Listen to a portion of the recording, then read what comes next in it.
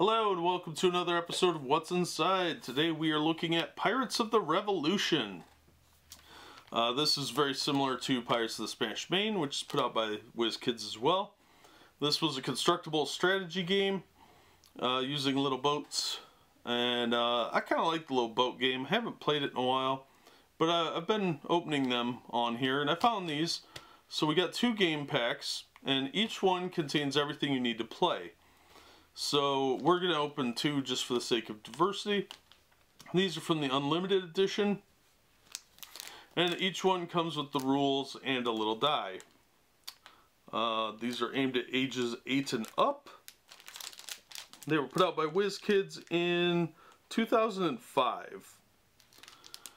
Now on the back here it does have the listing. The white is like your commons, or your treasure, I'm sorry, generic treasure. Red is common, the silver is uncommon, gold is rare, and black is super rare.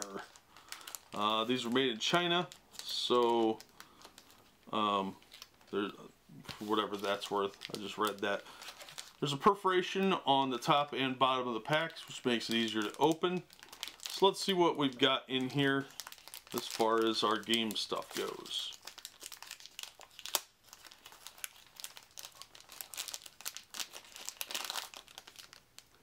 Alright, so let's get our rules pack out of the middle here. And inside here comes sealed. There's our little die, and there's our rule sheet. Oh, treasure card. I like these little die. I don't know why. They're so tiny and cute. They're like little junior die. Easy to travel too. So we used to have big fistfuls of these we'd take with us on trips and play like GURPS or Champions or something in the car. So here's our rules. This is complete game rules. Everything you need to know how to play is right here. So there's not much to it. It's about a half a sheet of standard paper. And yeah, how to assemble the ship, islands, forts, that sort of thing. Really everything you need to know is right here. So not a complicated game really. Then there's the Start Here booklet, which is a larger fold out. Tells you how to measure things. You got different sides here. Game overview. This is really the way to go. I like quick start rules myself. I want to jump right in and get going, and there's really not much to this to get the basics down. Start playing, then you could go and reference the rules, as the larger rules as needed. But it's got your category, or your cargo capacity, your base movement, your cannon rating, card number, number of mass, and special ability. The mass is important because that's when you're going to sink. On the back you've got a playing the game walkthrough, which is really cool. And it's got a lot of imagery, which is really cool too. So yeah, all around very handy. Nothing real deep or spectacular. And then you've got your checklist here, which has all the boats on it, and their rarities are listed as well. And has all the crew and treasure things listed as well. And the super rares, which there is a total of, was it 144 things in this set. Of those, I think most of them are ships, but there's some other stuff too, cargo, that sort of thing. So yeah, it's really cool to actually have this, because this was a pretty big game in my area for a long time. We played this at the store I gamed at. Probably played it for about 6 straight months, where we had good 10-15 people playing at any given time. But it kind of faded after a while, but you had a diehards that were playing it for a couple years afterward, after it really got discontinued. Alright, so here we have our Stink Pot Specialist. This is Crew UL 140. and it's the Americans. And on the back of the crew counter is the stink pot specialist. Then we have the red is what did I say that was? Commons. We have the Felipe Amque. So there's Felipe. Now he is a captain or a crewman. I'm not sure which. I think he's a captain. He's worth 3 points. Oh, he's a crew. Okay. He's UL061. And then we have a boat, which is the Cursed Blade, UL005. This is a pirate ship. It has 2 cards.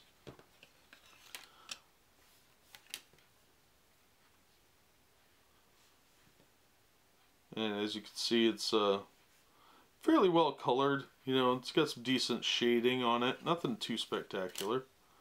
And the interior side is, of course, black. And there's the dice on the mast. It's 3s. So, yeah.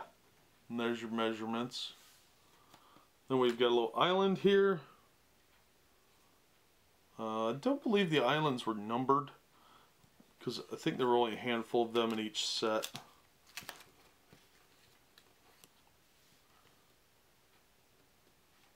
So on the back is got some dice numbers for the Fog Bank, Fog of War, 1 through 6. And our other ship is the HMS Algiers. This is UL029, and it's a British ship.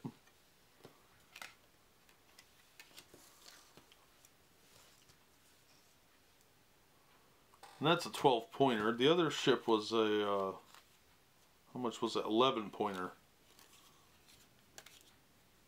So somebody could take the 2-point stink pot specialist, and the other person could have Felipe. And he'd be pretty close to even. So this one only has 2 cards as well. They did a pretty good job of making these, at least points-wise, fairly even. Typically, every now and then you'd have an outlier, but it was usually pretty even in the packs. And you had to buy a lot of packs to get the complete set, but there were usually singles in a display case. But these days, you know, if you want to try this game out, you literally only need 1 pack to try it. And these go for about $5. So, last time I checked anyway, they might have gone up or down a few dollars, but you can track them down reasonably cheap. They're kind of dead product now.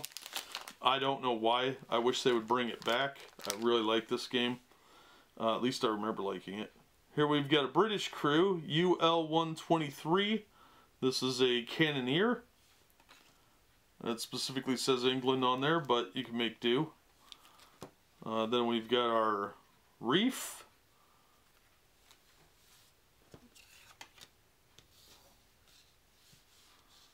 So we've got a reef here. And on the back it says reef. We got our rules packet with our D6 in there. And same old stuff. And next we have another crew here. We've got an American crew.